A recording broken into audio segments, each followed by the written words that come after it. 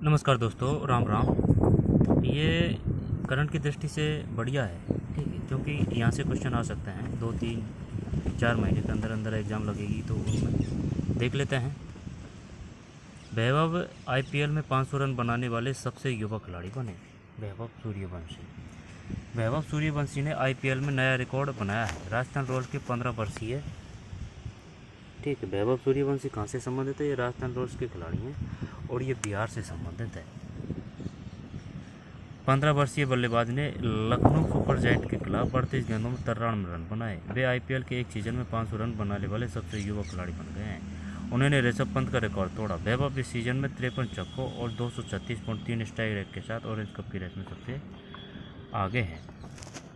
रक्षा मंत्री राजनाथ सिंह की वियतनाम यात्रा के दौरान भारत और क्या है इनके पास में ऑरेंज कप की रेस में सबसे आगे। अभी और मैच रह रहे हैं। ऑरेंज कप और के भी पास जा सकती है।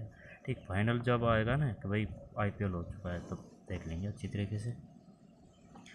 रह से रक्षा मंत्री रह से राजनाथ। वियतनाम यात्रा के दौरान भारत और वियतनाम ने एआई और क्वांटम टेक्नोलॉजी के क्षेत्र में सहयोग किया। हेनोई में हुई बैठक में दोनों देशों ने रक्षा सहयोग बढ़ाने पर सहमति जताई। इस दौरान न्या ट्रांग यूनिवर्सिटी में एआई लैब और एयरफोर्स कॉलेज में भाषा प्रयोगशाला का उद्घाटन किया है ना। वो पूछ सकता है कि भाई रक्षा मंत्री का नाम बताइए पहले। तो रैसे रक्षा मंत्री रैसे राजनाथ है। गृह मंत्री कौन है? अमित शाह है। एआई और क्वांटम टेक्नोलॉजी के क्षेत्र में सहयोग किया। हेनोई में हुई बैठक में दोनों देशों ने रक्षा सहयोग बढ़ाने पर सहमति जताई है। हेनोई में कहाँ गए हैं? वो वियतनाम गए हैं। ठीक, वियतनाम ने एआई और क्वांटम टेक्नोलॉजी क्षेत्र में समझौता किया है। एआई और क्वांटम टेक्नोलॉजी क्षेत्र में वो पूछ सकता है कि बताइए भारत और वियतनाम के मध्य कौन सा समझौता हुआ है, किस क्षेत्र में है? एआई और क्वांटम। इस दौरान न्या ट्रांग यूनिवर्सिटी में एआई लैब और एयर फोर्स कॉलेज में भाषा प्रयोगशाला का उद्घाटन भी किया गया है। नॉर्वे की राजधानी ओस्लो। नॉर्वे की राजधानी भाई साहब ओस्लो में तीसरा भारत नॉर्डिक शिखर सम्मेलन हुआ। इसमें प्रधानमंत्री मोदी समेत Denmark, Finland, Iceland, Norway, Sweden. ये बात है रक्षा मंत्री वियतनाम की। ये मोदी जी की। ये मोदी जी प्रधानमंत्री, ठीक, पीएम। प्रधानमंत्री मोदी समेत Denmark, Finland, Iceland, Norway, Sweden के प्रधानमंत्री ने हिस्सा लिया। यह समिट 2018 में स्टॉकहोम और 2022 में कोपेनहेगन के बाद आयोजित हुआ है। अगला सम्मेलन फिनलैंड में होगा भाई। ये है ना, ये पूछ सकता है। नॉर्वे की राजधानी ओस्लो, ठीक है, नॉर्वे की राजधानी ओस्लो में तीसरा भारत नॉर्डिक शिखर सम्मेलन हुआ। वो तो यहाँ तो ये पूछेगा कि ये बताइए भारत नॉर्डिक शिखर सम्मेलन कहाँ हुआ था? ओस्लो में। अगर हुआ है तो कौन सा हुआ है? दूसरा, तीसरा, चौथा, पाँचवा, है ना। तो नॉर्वे की राजधानी ओस्लो में तीसरा भारत नॉर्डिक शिखर सम्मेलन हुआ। इसमें प्रधानमंत्री मोदी समेत डेनमार्क है, फिनलैंड है, आइसलैंड है, नॉर्वे और स्वीडन प्रधानमंत्रियों ने हिस्सा लिया। यह समिट 2018 के बाद में 22 और 22 के बाद में अब हुई है ये। तो इस वजह से काम का है। नॉर्वे की राजधानी ओस्लो में तीसरा भारत नॉर्डिक सम्मेलन कहाँ हुआ है? नॉर्वे की राजधानी ओस्लो राजधानी किसी नॉर्वे की है। कौन कौन से देश थे? डेनमार्क, डेड जाता है ना, Denmark, Finland, Iceland, Norway, Sweden. 2022 में कोपेनहेगन के बाद आयोजित हुआ। अगला सम्मेलन फिनलैंड में होगा। सैन्य अभ्यास देखते हैं। मेघालय के उमराई मिलिट्री स्टेशन में प्रगति 2026 सैन्य अभ्यास शुरू हुआ। इसमें भारत समेत 13 देशों के सैनिक हिस्सा ले रहे हैं। 2 सप्ताह तक चलने वाले इस अभ्यास का फोकस पहाड़ी और जंगल क्षेत्रों में आतंकवाद विरोधी अभियान पर है। अभ्यास में भारत की स्वदेशी रक्षा तकनीक का प्रदर्शन भी किया जाएगा। मेघालय के उमरोई मिलिट्री स्टेशन में प्रगति 2026। मेघालय किसकी राजधानी है? मेघालय की राजधानी शिलांग। सही है क्या? मेघालय की शिलांग। अरुणाचल की ईटानगर है। उमरोई मिलिट्री स्टेशन प्रगति 2026 सैन्य अभ्यास शुरू हुआ। प्रगति 2026। मेघालय के उमरोई मिलिट्री स्टेशन में प्रगति 2026 सैन्य अभ्यास शुरू हुआ। इसमें भारत समेत 13 देशों के सैनिक हिस्सा ले रहे हैं। 2 सप्ताह तक चलने वाले इस अभ्यास का फोकस पहाड़ी और जंगल क्षेत्रों में आतंकवाद विरोधी अभियानों पर है। अभ्यास में भारत की स्वदेशी रक्षा तकनीक का प्रदर्शन भी किया जाएगा। प्रगति 2026 ध्यान रखना भाई। मेघालय की उमराई मिलिट्री स्टेशन में हो रहा है 13 देशों के सहयोग से। 13 देश सम्मिलित होंगे इसमें योजना। बंगाल की भाजपा सरकार ने अन्नपूर्णा वित्तीय सहायता योजना शुरू की है। अन्नपूर्णा वित्तीय सहायता योजना शुरू की है, यह 1 जून से लागू होगी। और टीएमसी सरकार की लक्ष्मी भंडार योजना की जगह लेगी, लक्ष्मी भंडार योजना की जगह लेगी अन्नपूर्णा वित्तीय सहायता योजना।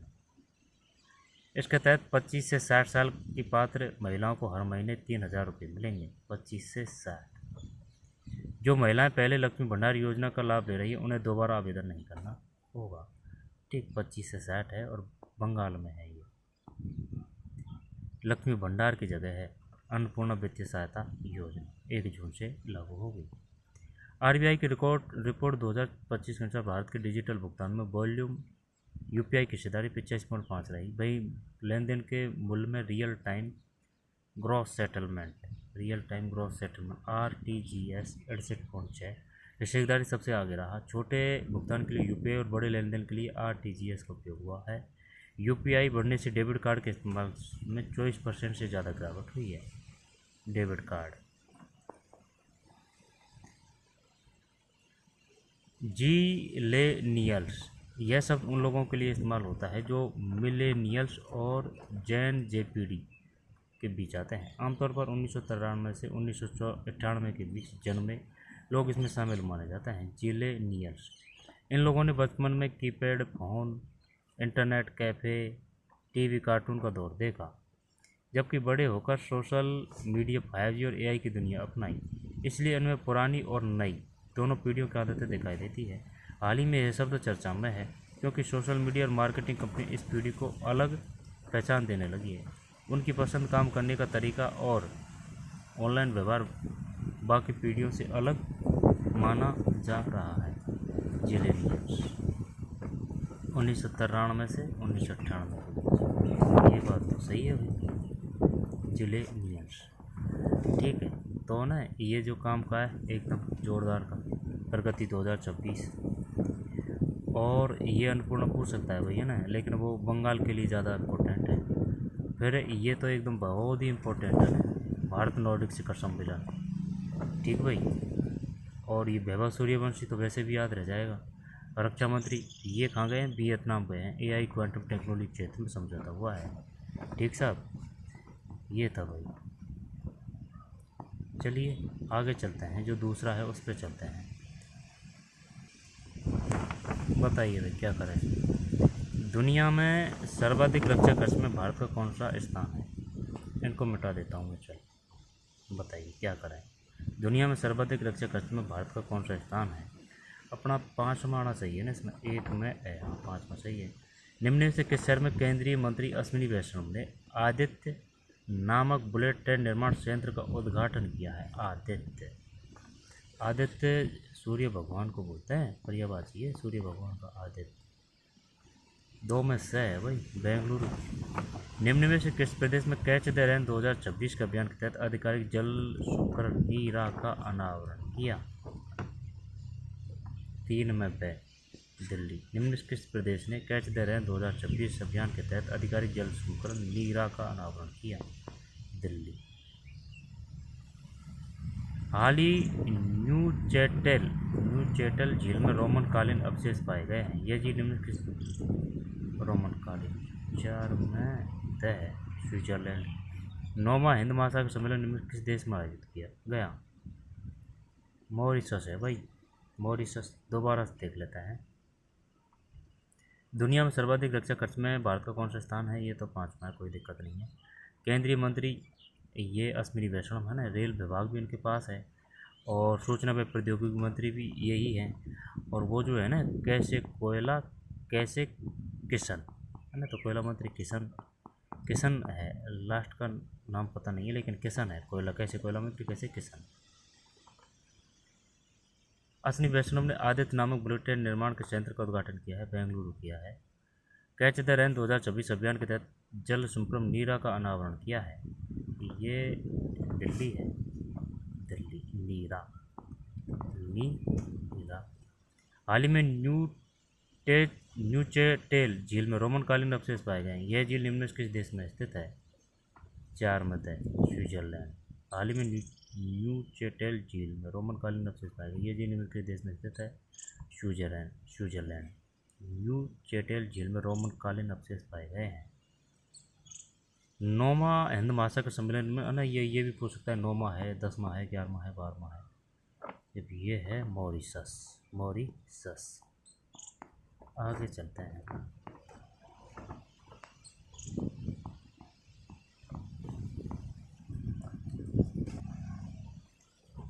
अमेरिका ने भारत के लिए रक्षा पैकेज को मंजूरी दी। अमेरिका ने भारत के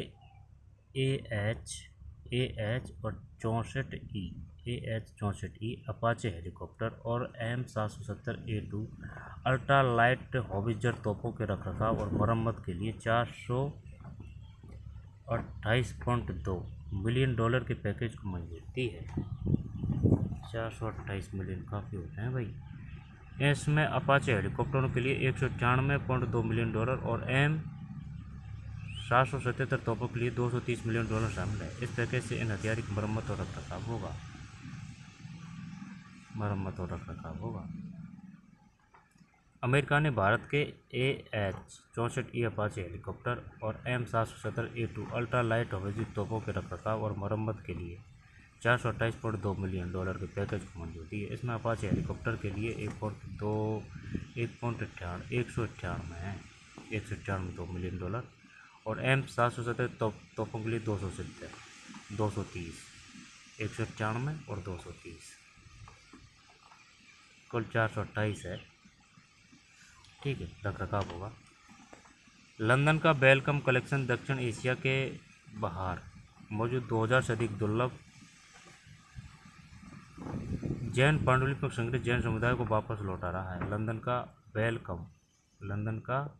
वेलकम कलेक्शन दक्षिण एशिया के बाहर मौजूद 2000 से अधिक दुर्लभ जैन पांडुलिपि संग्रह जैन समुदाय को वापस लौटा रहा है। ये पांडुलिपियाँ 15वीं से 19वीं सदी की है और ऐतिहासिक दस्तावेजों के अनुसार इन्हें 1919 में पंजाब के एक जैन मंदिर से खरीदा गया था।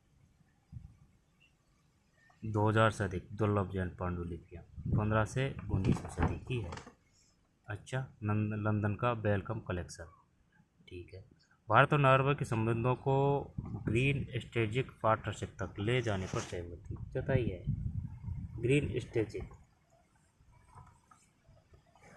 ठीक है, ग्रीन स्ट्रेटेजिक। भारत और नॉर्वे ने संबंधों को ग्रीन स्ट्रेटेजिक पार्टनरशिप तक ले जाने पर सहमति बनाई है। ओस्लो में है ना, ओस्लो ये नॉर्वे की राजधानी है। ओस्लो में PM मोदी और नॉर्वे के प्रधानमंत्री जोनास गहर स्टोर की बैठक में 2030 तक व्यापार दोगुना करने ब्लू इकोनॉमी, हरित शिपिंग और नवीकरण ऊर्जा में निवेश बढ़ाने का लक्ष्य तय किया गया है।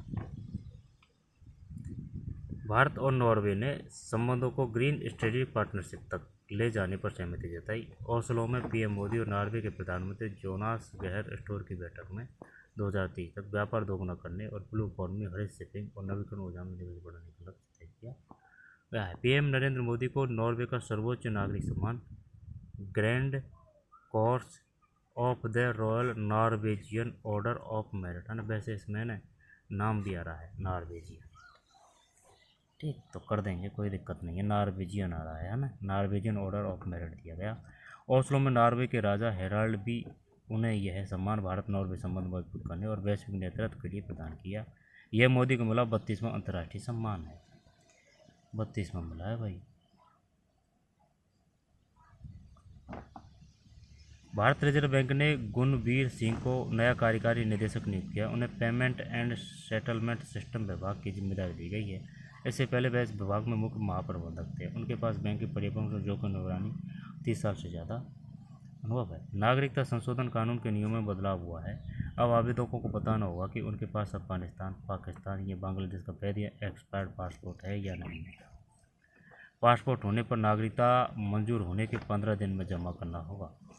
पासपोर्ट होने पर नागरिकता मंजूर होने के 15 दिन में जमा करना होगा। यह 31 दिसंबर 2014 तक आए लोगों पर लागू है। मतलब नागरिकता संशोधन कानून के नियम में बदलाव हुआ। अब आवेदकों को बताना होगा कि उनके पास अफगानिस्तान या पाकिस्तान या बांग्लादेश का वैध या एक्सपायर्ड पासपोर्ट है या नहीं। पासपोर्ट होने पर नागरिकता मंजूर होने के पासपोर्ट होने पर नागरिकता मंजूर होने के 15 दिन में जमा कराना होगा। यह 31 दिसंबर 2014 तक आए लोगों पर लागू है। कोर्ट ऑफ आर्बिट्रेशन क्या है? कोर्ट ऑफ आर्बिट्रेशन का मतलब एक ऐसी अदालत से है जहां दो देश या पक्ष आपसी विवाद सुलझाने के लिए जाते हैं। कोर्ट ऑफ आर्बिट्रेशन यह अदालत दोनों की बातें सुनकर फैसला देती है। आसान भाषा में इसे पंचायती अदालत जैसा समझ सकते हैं। हाल ही में सिंधु जल विवाद में पाकिस्तान की अपील पर हेग में बनी कोर्ट ऑफ आर्बिट्रेशन ने भारत की किशनगंगा और रतले परियोजनाओं पर फैसला दिया। भारत की किशनगंगा और रतले परियोजनाओं पर फैसला दिया। भारत ने इस अदालत को गैरकानूनी बताते हुए फैसला मानने से इनकार कर दिया। कोर्ट ऑफ आर्बिट्रेशन जहां दो देश या पक्ष आपसी विवाद सुलझाने के लिए जाते हैं। यह अदालत दोनों ही की बातें सुनकर फैसला देती है। आसान भाषा में इसे पंचायत अदालत जैसा समझ सकते हैं। हाल ही में सिंधु जल विवाद में पाकिस्तान की अपील पर हेग में है भाई, ये अंतर्राष्ट्रीय न्यायालय कहाँ है? हेग में बनी कोर्ट ऑफ आर्बिट्रेशन ने भारत की किशनगंगा और रतले परियोजनाओं पर फैसला दिया। भारत ने इस अदालत को गैरकानूनी बताते हुए फैसला मानने से इनकार कर दिया है।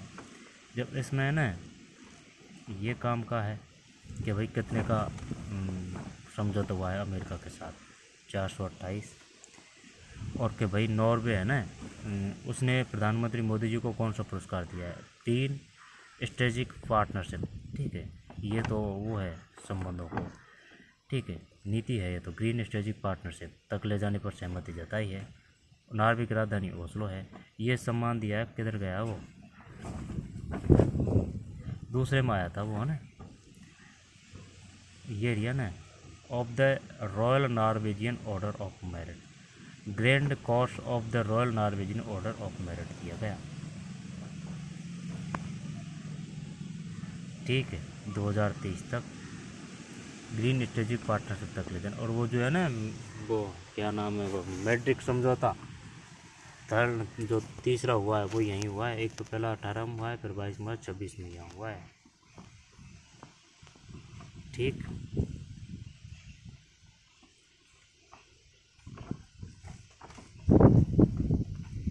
आगे चलते हैं। कोर्ट ऑफ आर्बिट्रेशन और क्या है, इनको और देख लेते हैं। निम्न में से किस राज्य में भारत का पहला एनोड मटेरियल प्लांट लॉन्च किया गया? एक में द है पश्चिम बंगाल। निम्न में से किस राज्य में भारत का पहला एनोड मटेरियल प्लांट लॉन्च किया गया? पश्चिम बंगाल। ओलंपिक पदक विजेता गुरबख्श सिंह ग्रेवाल का हाल ही में निधन हो गया है। वे किस खेल से? जब हॉकी है क्या इसमें? तो हॉकी है भाई। ठीक, ओलंपिक पदक विजेता गुरबख्श सिंह ग्रेवाल। हाल ही में बांग्लादेश में भारतीय उच्चायुक्त किसे नियुक्त किया गया है?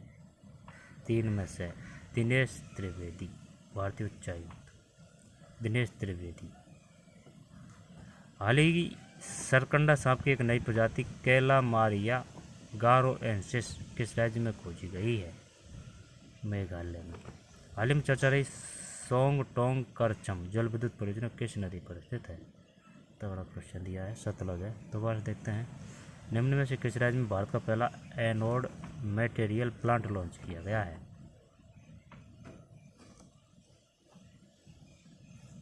मतलब एनोड मटेरियल प्लांट लॉन्च किया गया है पश्चिम बंगाल। ओलंपिक पदक विजेता गुरमुख सिंह ग्रेवाल का हाल ही निधन हो गया है। वे किस खेल से संबंधित थे? ओलंपिक पदक विजेता गुरबख्श सिंह ग्रेवाल। ना ये तो हॉकी है, लेकिन ये याद नहीं है। एनोड मटेरियल प्लांट लॉन्च किया गया है पश्चिम बंगाल। हाल ही में बांग्लादेश भारतीय उच्चायुक्त किसे है ना, तो त्रिवेदी, दिनेश त्रिवेदी। सरकंडा सांप की एक नई प्रजाति कैलामारिया गारोएंसिस किस राज्य में खोजी गई है? ये मेघालय है भाई, मेघालय। ठीक, मेघालय की राजधानी शिलांग है। ठीक, मेघालय की राजधानी शिलांग है। अरुणाचल की ईटा है। हिमाचल की शिमला है। उत्तराखंड की देहरादून है। देहरादून ही होना चाहिए। उत्तराखंड की कौन सी राजधानी? हाल ही में चर्चा में रही सांगटोंग करचम जल विद्युत परियोजना। सांगटोंग है ना, तो नाम को ही पकड़ के लग जाना चाहिए पता कि भाई ये किधर हो सकता है इस प्रकार का नाम। हाल ही में चर्चा ये है ना बे सतलज, 5 में बे सतलुज। हाल ही में चर्चा में रही सांगटोंग करछम जल विद्युत परियोजना। सांगटोंग करछम जल विद्युत परियोजना किस नदी पर स्थित है? सतलुज है। सरकंडा सांप, ये सरकंडा सांप है भाई साहब, मेघालय में। दिनेश त्रिवेदी उच्चायुक्त है बांग्लादेश के।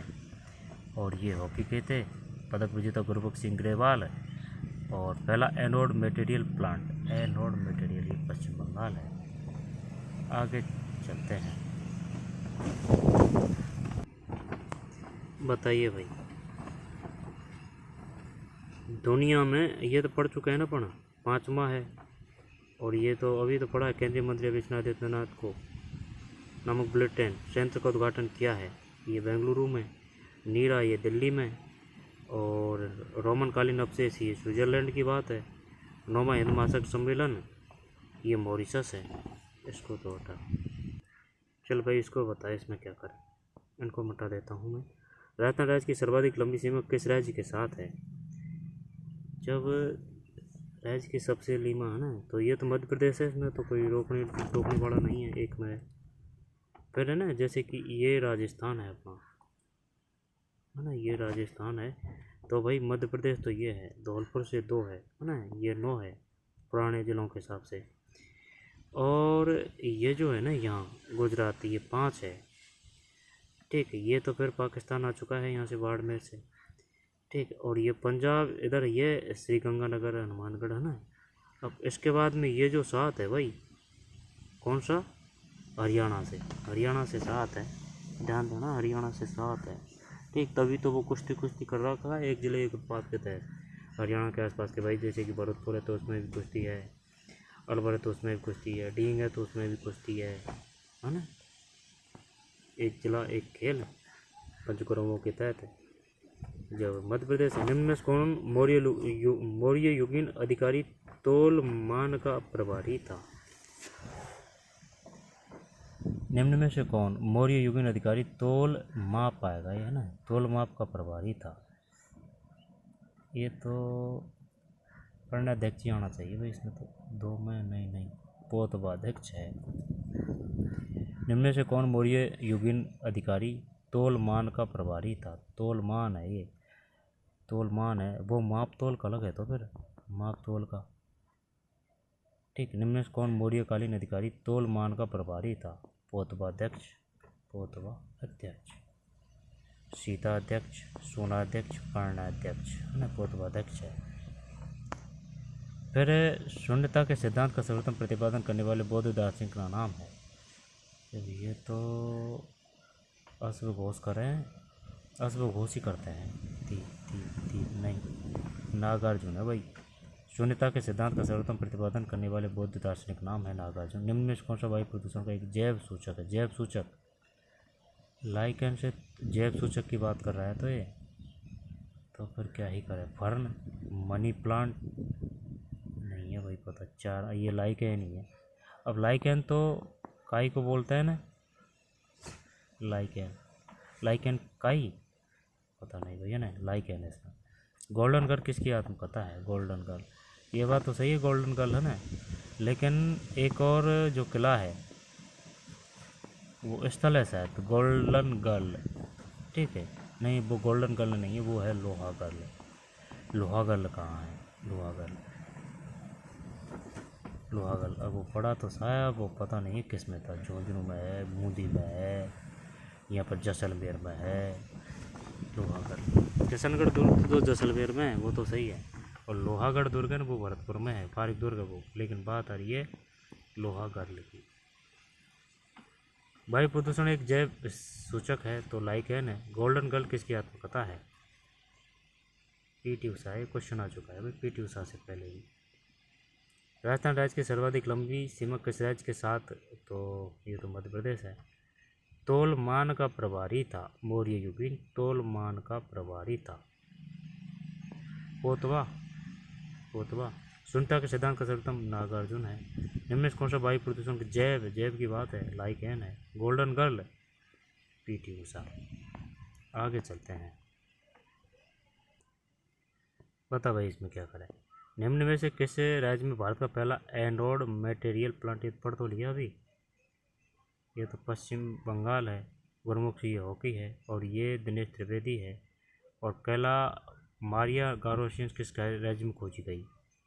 सरकंडा सांप की मेघालय है। और शोरगट्टम करसम जलविद्युत परियोजना, ये वो है, कौन सा किया था इसमें? सतलुज, सतलुज ही तो है, सतलुज। सोंगटम करसम जलविद्युत परियोजना, जल विद्युत है भाई सतलुज में। बता भाई क्या करें। WHO ने नवजात शिशुओं के लिए किस बीमारी की पहली दवा को मंजूरी दी है? नवजात शिशुओं के लिए किस बीमारी की पहली दवा को मंजूरी दी है? मलेरिया तो नहीं है इसमें, एक में से मलेरिया ही है भाई। नवजात शिशुओं के लिए किस बीमारी की पहली दवा को मंजूरी दी है? Malaria, malaria, malaria. ठीक, मलेरिया। खांसी की दवा है तो वह नहीं कर लगा दिया है ना, खांसी की दवा पे मलेरिया के लिए दिया है, मलेरिया के लिए दी है। सेबेस्टिन साबे वो ऐसे भी नहीं है कि भाई जैसे कि अगर खांसी है तो वो डॉक्टर की परामर्श से दी जाएगी, जैसे कि अगर बड़ा है तो उनके हिसाब से दी जाएगी। लेकिन जैसे कि जो छोटे हैं भाई इतनी इतनी एज के हैं तो उनको खांसी की दवा अलाउ नहीं है, क्योंकि वो उनसे इन्फेक्शन या फिर उसके दुष्परिणाम हो रहे थे। ठीक है, वो बचाव से ज़्यादा हानिकारक साबित हो रही थी, तो इस वजह से वो रोक लगा दी है। ठीक, वो खांसी की है, ये बात मलेरिया की है। सेबेस्टियन सावे किस देश से संबंधित है जो 2 घंटे से कम समय में लंदन मैराथन पूरा करने वाले दुनिया के पहले एथलीट बन गए हैं? सेबेस्टियन सावे तो में है केन्या। सेबेस्टियन सावे किस देश से संबंधित जो 2 घंटे से कम समय में लंदन मैराथन पूरा करने वाले दुनिया के पहले एथलीट बन गए हैं? केन्या। किस देश की अंतरिक्ष एजेंसी ने डार्क मैटर के रेशियो की जांच के लिए रोमन स्पेस टेलीस्कोप को विकसित किया है? डार्क मैटर, ये है भाई साहब अमेरिका है। किस देश की अंतरिक्ष एजेंसी ने डार्क मैटर के रेशियो की जांच के लिए रोमन स्पेस टेलीस्कोप को विकसित किया है? भारत नहीं, अमेरिका है ना, इसमें 3 में है, अमेरिका है। निम्न किस मुख्यमंत्री ने मुंबई में प्रतिष्ठित business reformer of the year 2025 पुरस्कार से सम्मानित किया गया? वह एन चंद्रबाबू नायडू। हाल ही में रोमन गॉफमैन को मोसाद का प्रमुख नियुक्त किया गया। मोसाद किस देश की खुफिया एजेंसी है? इजराइल है। दोबारा से देखते हैं। WHO ने नवजात शिशुओं के लिए बीमारी की पहली दवा, ये मलेरिया है। सेबेस्टियन सावे किस देश से संबंधित है 2 घंटे से कम समय में लंदन मैराथन पूरा करने वाले दुनिया पहले एथलीट बने हैं? ये बने भाई साहब केन्या के। किस देश के अंतरिक्ष एजेंसी डार्क मैटर के रेशियो के ना, डार्क मैटर जांच के लिए रोमन स्पेस टेलीस्कोप है ये, ठीक है ना। नाम क्या है? रोमन स्पेस, और ये क्या है? टेलीस्कोप है। किसने किया है? अमेरिका ने। निम्न में किस मुख्यमंत्री को मुंबई में प्रतिष्ठित business reformer of the year 2025 पुरस्कार से सम्मानित किया गया है? एन चंद्रबाबू नायडू है भाई, business reformer of the year Mumbai में। हाल ही रोमन गॉफमैन को मोसाद का प्रमुख नियुक्त किया गया है। मोसाद किस देश की खुफिया एजेंसी है? हाल ही रोमन गॉफमैन को मोसाद का प्रमुख नियुक्त किया गया है। हाल ही में रोमन गॉफमैन को मोसाद का प्रमुख नियुक्त किया गया है। मोसाद किस देश की खुफिया एजेंसी? इजराइल की है भाई। आगे चलते हैं। भारत में अंग्रेजों के समय प्रथम जनगणना किसके कार्यकाल में हुई? तो ये हुई थी लॉर्ड मेयो। अंग्रेजों के समय प्रथम जनगणना किसके कार्यकाल में हुई? लॉर्ड मेयो है। राजस्थान के पहले मुख्य सचिव कौन थे? तो मुख्य सचिव की बात है पहले, है ना, सचिव की बात कर रहे हैं ये, तो भगवान का नाम लेंगे भाई सबसे पहले, तो सही है के राधाकृष्णन। भारत में अंग्रेजों के समय प्रथम जनगणना किसके कार्यकाल में हुई? लॉर्ड रिपन है। लॉर्ड रिपन का है कोई, लॉर्ड मेयो है भैया। जो लॉर्ड लिटन है ना, वो तो थे किससे? रॉलेट एक्ट से। अब इसके बाद में फिर आए थे लॉर्ड रिपन। लॉर्ड रिपन है ना, ये तो शानदार आदमी थे, ठीक है। मेयो कॉलेज की स्थापना लॉर्ड मेयो ने की थी, अजमेर में है वो जो मेयो कॉलेज है। जो राजस्थान के मुख्य सचिव कौन थे पहले? के राधाकृष्णन। दिल्ली सल्तनत की स्थापना कब हुई? 1206 भाई, ये तो है ना, इसमें तो कोई दिक्कत नहीं है। लोकसभा का सदस्य बनने के लिए न्यूनतम आयु, तो ये तो लोकसभा है ना, तो उसके लिए 25 चाहिए। राज्यसभा के लिए 30 चाहिए। राष्ट्रपति के लिए 35 चाहिए। राज्यपाल के लिए भी वही 35 है। 4 में सही है। निम्नलिखित में से युद्ध संबंधी नृत्य कौन सा है? युद्ध संबंधी तो फिर पंजाब का, मेघालय का बम्बू नृत्य। क्या करे भाई इसमें? मयूरभंज का छाओ है। दोबारा से देखते हैं। ये तो हो गया क्वेश्चन तो, लेकिन ना वो ये पूछेगा चल ये बता, भाखड़ा में तो कोई समस्या नहीं है। और जो बम्बू नृत्य है ना वो मेघालय का है। बम्बू नृत्य मेघालय, बम्बू मेघालय। मयूरभंज का छाओ है। छाओ कैसे कथकली, कैसे केरल होना चाहिए वही है ना, कैसे कथकली। और एक पड़ता है चक्कर कथक से। निम्नलिखित में से युद्ध संबंधी नृत्य कौन सा है? मयूरभंज का छाओ है। मेघालय का बम्बू नृत्य है। पंजाब का भांगड़ा नृत्य है। कथकली ये केरल का होना चाहिए। कोई दिक्कत है इसमें? लाड़ में हो फिर भगवान का नाम के राधा कृष्णन, ये 1206 है। और ये राज्यसभा की बात है 25 है। वो लोकसभा की, राज्यसभा की 30 है। राष्ट्रपति और राज्यपाल 35 है। 40 तो किसी की नहीं है। निम्न में से युद्ध संबंधी नृत्य कौन सा है? तो ये मयूरभंज का छाओ है। मेघालय का बम्बू नृत्य है। पंजाब का भांगड़ा नृत्य है। चल भाई बता क्या करें इसमें। निम्न में से कौन सा यूएस मेजर लीग क्रिकेट में शामिल होने वाले पहले भारतीय अंतर्राष्ट्रीय खिलाड़ी बन गए हैं? निम्न में से कौन यूएस मेजर लीग क्रिकेट में शामिल होने वाले पहले भारतीय अंतर्राष्ट्रीय खिलाड़ी बन गए हैं? एक में रविंद्र अश्विन है। दोबारा से देखते हैं। कौन यूएस मेजर लीग क्रिकेट में शामिल होने वाले पहले भारतीय अंतर्राष्ट्रीय खिलाड़ी बने? Ravindra Ashwin. US major league cricket में। ऊंचेराल नाम ओसोर किस देश के प्रधानमंत्री? तगड़ा नाम है भाई, ऊंचेराल। ऊंचेराल है। और नाम ओसोर। 2 में से है। मंगोलिया। किस देश में दुनिया का पहला डुअल ब्रांड इंफ्रारेड सेंसर विकसित किया गया है? डुअल मतलब 3 में ए। जापान है दुनिया का पहला डुअल ब्रांड।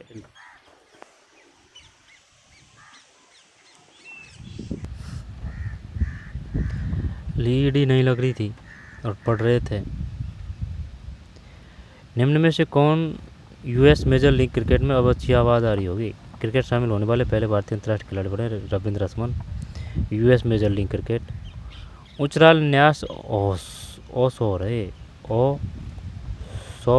ओसोर। ऊंचराल न्याम ओसोर किस देश के प्रधानमंत्री हैं? मंगोलिया है। किस देश में दुनिया का पहला डुअल वेड इंफ्रारेड सेंसर विकसित किया गया है? ये क्या काम करता है?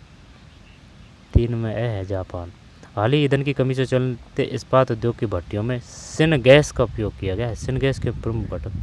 हाल ही ईंधन की कमी के चलते इस्पात उद्योगों की भट्टियों में सिन गैस का उपयोग किया गया है। सिन गैस के प्रमुख घटक है 4 में दे कार्बन मोनोऑक्साइड और हाइड्रोजन। ये कार्बन मोनोऑक्साइड तो काफ़ी भयंकर खतरनाक होती है भाई, हैं? ये दोनों से मिलके काम में लिया है कार्बन मोनोऑक्साइड और हाइड्रोजन।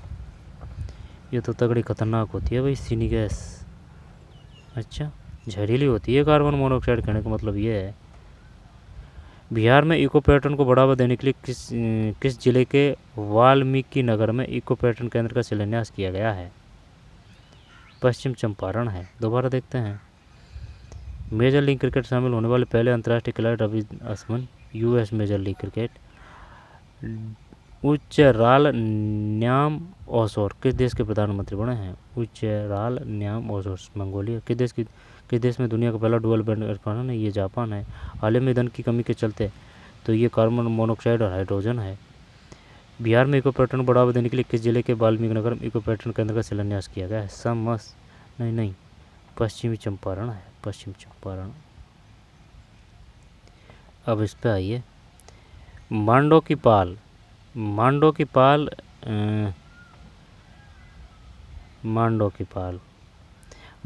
डूंगरपुर किस खनिज के लिए प्रसिद्ध है?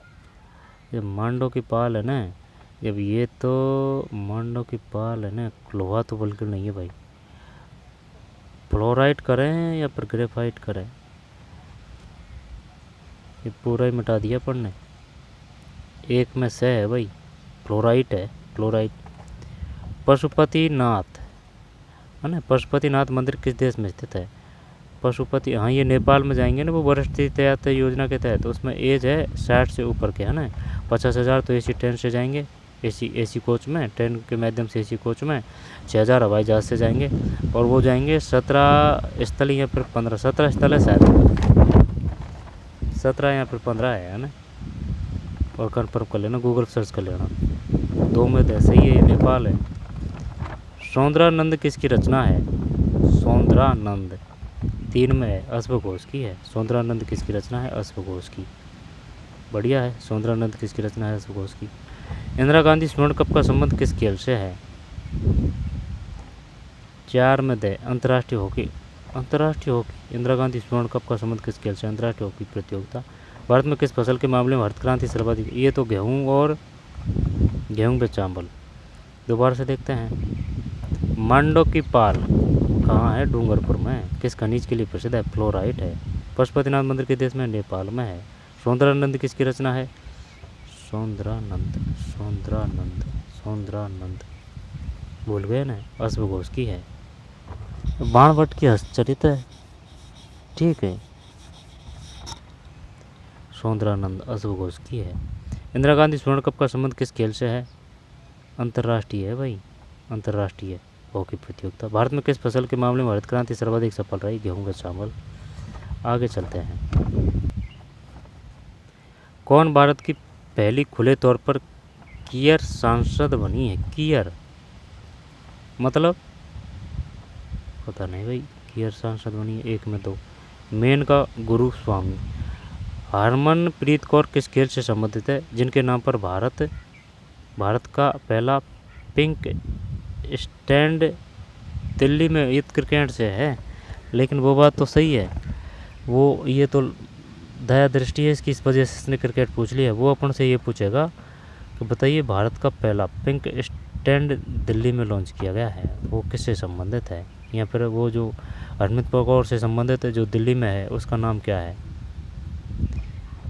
पिंक स्टैंड दिल्ली में, पिंक स्टैंड दिल्ली में, पिंक स्टैंड दिल्ली में, ठीक क्रिकेट, पिंक स्टैंड दिल्ली में। निम्न में से किस राज्य के नमो ड्रोन दीदी योजना के तहत ड्रोन पायलट प्रशिक्षण में पहला स्थान? ये तो अपन ही होने चाहिए भाई, इसमें राजस्थान तो दे ही नहीं रखा है, तो फिर कहाँ से होंगे फिर? 3 में है, कर्नाटक है भाई, हाँ सही है, टेक्नोलॉजी कर्नाटक में ही ज़्यादा है। राशि बैंडेर हुसैन किस टीम से संबंधित जिन्होंने हाल ही में अंतर्राष्ट्रीय क्रिकेट से संन्यास ले लिया है? दक्षिण अफ्रीका है, राशि बैंडेर हुसैन। हाल ही में किस प्रदेश सरकार ने सभी जिलों में पशु कल्याण समिति स्थापित करने की घोषणा की है? दिल्ली है भाई। दोबारा से ले लेते हैं। कौन भारत की पहली खुले तौर पर कियर सांसद बन गई है? तो मेनका गुरुस्वामी है, कियर है ना। हरमनप्रीत कौर किस खेल से संबंधित जिनके नाम पर भारत का पहला पिंक स्टैंड दिल्ली में लॉन्च किया गया है? पिंक स्टैंड दिल्ली में, क्रिकेट। नमो ड्रोन दीदी योजना के तहत है ना, कर्नाटक की राजधानी कौन सी है? बेंगलुरु। मध्य प्रदेश की भोपाल, बिहार की पटना, तमिलनाडु की चेन्नई। राशि बैंडेर हुसैन किस टीम से संबंधित जिन्होंने हाल ही में अंतर्राष्ट्रीय क्रिकेट से संन्यास लिया है? राशि बैंडेर हुसैन, दक्षिण अफ्रीका है भाई, ये याद नहीं है। राशि बैंडेर हुसैन है, ये डुसैन किस टीम से संबंधित जिन्होंने हाल ही में अंतर्राष्ट्रीय क्रिकेट से संन्यास? राशि बैंडेर हुसैन, दक्षिण अफ्रीका। हाल ही में किस प्रदेश सरकार ने सभी जिलों में पशु कल्याण समिति स्थापित करने की घोषणा की है? दिल्ली। हाल ही में किस प्रदेश सरकार ने सभी जिलों में पशु कल्याण समितियां स्थापित करने की घोषणा की है? पशु कल्याण दिल्ली, पशु कल्याण दिल्ली है ना, पशु कल्याण दिल्ली। अंतर्राष्ट्रीय क्रिकेट से संन्यास ले लिया है? दक्षिण अफ्रीका। राशि बैंडेर हुसैन किस देश से संबंधित? दक्षिण अफ्रीका। फिर ये कर्नाटक है, और पहला पिंक स्टेडियम ये क्रिकेट दिल्ली में है ना, मेनका गुरुस्वामी। आगे चलते हैं। वर्ल्ड इंडोर एथलेटिक चैंपियन 2028 की मेज़बानी किस देश को मिली है? बताइए। इंडोर, और ये भी बात है 28 की, 1 में ए भारत है भाई। वर्ल्ड इंडोर एथलेटिक चैंपियनशिप 2028 की मेजबानी किस देश को मिली है? 98वें ब्रिक्स शिखर सम्मेलन 2026 के तहत ब्रिक्स विदेश मंत्रियों की बैठक का आयोजन किस शहर में किया जाएगा? कब होगा भाई ये? 2 में से नई दिल्ली। 18वें ब्रिक्स शिखर सम्मेलन। पहलो खेलो इंडिया ट्राइबल गेम्स 2026 किस राज्य में आयोजित किए गए जिसमें कर्नाटक ने पहला स्थान हासिल किया? 3 में द छत्तीसगढ़ है। अच्छा, कर्नाटक टॉप पे आया भैया। किस राज्य में स्थित सिपाहीजाला पंचायत को भारत की सर्वश्रेष्ठ जिला पंचायत का अवार्ड दिया गया है? सिपाहीजाला। ब त्रिपुरा। भारतीय मूल के चंद्रिका प्रसाद संतोखी का हाल ही में निधन हो गया। वे किस देश के पूर्व राष्ट्रपति थे? सूरीनाम है। दोबारा से देखते हैं। वर्ल्ड इंडोर एथलेटिक्स चैंपियनशिप 2028 की मेजबानी किस देश को मिली है? वर्ल्ड इंडोर एथलेटिक्स चैंपियनशिप 2028 की मेजबानी है ना भारत है। 18वें ब्रिक्स शिखर सम्मेलन 2026 के ब्रिक्स विदेश मंत्रियों की बैठक आयोजन किस शहर में किया जाएगा? 2 में से नई दिल्ली। पहलो खेलो इंडिया ट्राइबल गेम्स 2026 किस राज्य में आयोजित किए गए जिसमें कर्नाटक ने पहला स्थान हासिल किया? द छत्तीसगढ़। मतलब पहले खेलो इंडिया ट्राइबल गेम 2026 किस राज्य में आयोजित किए गए जिसमें कर्नाटक ने पहला स्थान? छत्तीसगढ़ है। कोई दिक्कत नहीं है, कर्नाटक टॉप पे आया था भाई। कर्नाटक टेक्नोलॉजी में भी टॉप पे आया था। नमो दीदी है ना। किस राज्य में स्थित सिपाहीजाला पंचायत भारत की श्रेष्ठ जिला पंचायत का अवार्ड दिया गया है? वह है त्रिपुरा। भारतीय मूल के चंद्रिका प्रसाद संतोषी का हाल ही निधन हो गया। किस देश के पूर्व राष्ट्रपति थे? सूरीनाम। समझ में नहीं आई है ना, दोबारा पढ़ते हैं। 28 की मेजबानी किस देश को मिली है? World indoor athletics championship Bharat. 18वें ब्रिक्स शिखर सम्मेलन 2024 के तहत ब्रिक्स विदेश मंत्रियों की बैठक का आयोजन किस शहर में किया जाएगा ना? 18 में होगा, नई दिल्ली। पहले खेलो इंडिया ट्राइबल्स गेम 2024 किस राज्य में आयोजित किए गए जिसमें कर्नाटक ने पहला स्थान? पहले खेलो India tribals game Chhattisgarh. Chhattisgarh की राजधानी रायपुर है। किस राज्य में सिपाहीजाला पंचायत को ना, नाम ही वैसे भी लग रहा है, तो 4 में वह त्रिपुरा है। भारत की सर्वश्रेष्ठ जिला पंचायत का अवार्ड मिला है त्रिपुरा। त्रिपुरा की राजधानी अगरतला है। त्रिपुरा। भारतीय मूल के चंद्रिका प्रसाद संतोषी का हाल ही में निधन हो गया। किस देश के पूर्व राष्ट्रपति थे? भारतीय मूल के हैं ये। सूरीनाम। किस देश के पूर्व राष्ट्रपति थे? सूरीनाम। बताइए, बास्केटबॉल को राजस्थान के राज्य का खेल का दर्जा कब मिला? 48 में मिल गया, 1948 बास्केटबॉल। जहांगीर के शासनकाल में कंधार पर कब्जा करने वाला ईरानी शासक कौन था? जहांगीर के शासनकाल में कंधार पर, तो ये शायद शाह मोहम्मद है। तो मैं नहीं भाई, शाह अब्बास है। प्रथम पंचवर्ष योजना कब प्रारंभ हुई? 51 कर दें कि 52 करें, है ना? 51 है, 1951 में। एक्सरे का आविष्कार मार्कोनी है। ये तो सही है ना? अरे ना भैया, रोंटगेन है।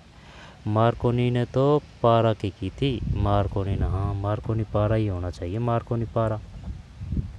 अशोक चक्र पाने वाले पहले भारतीय महिला कौन थी? नीरजा भनोट। दोबारा देखते हैं। बास्केटबॉल को राजस्थान का राज्य का खेल का दर्जा कब मिला? सन 1948। जहांगीर के शासनकाल में कंधार पर कब्जा करने वाला ईरानी शासक कौन था? शाह अब्बास। कंधार पर कब्जे करने वाला ईरानी शासक कौन था? ईरानी शासक शाह अब्बास। प्रथम पंचवर्ष योजना का प्रारंभ हुई 51 में। एक्सरे का आविष्कार रोंटगेन है। एक्सरे का रे तो रोंटगेन है। अशोक चक्र पाने वाले प्रथम भारतीय महिला कौन थी? नीरजा भनोट है, नीरजा भनोट। तो बास्केटबॉल को राजस्थान का ये तो 48 है, ये शाह अब्बास है, और 51 है एक्सरे रोंटगेन है, रजैन। अशोक चक्र पाने वाले नीरजा भनोट है, नीरजा भनोट। चलिए इतना ही काफ़ी है, फिर और वीडियो में मिलेंगे, मिलते हैं कोई और वीडियो में। धन्यवाद।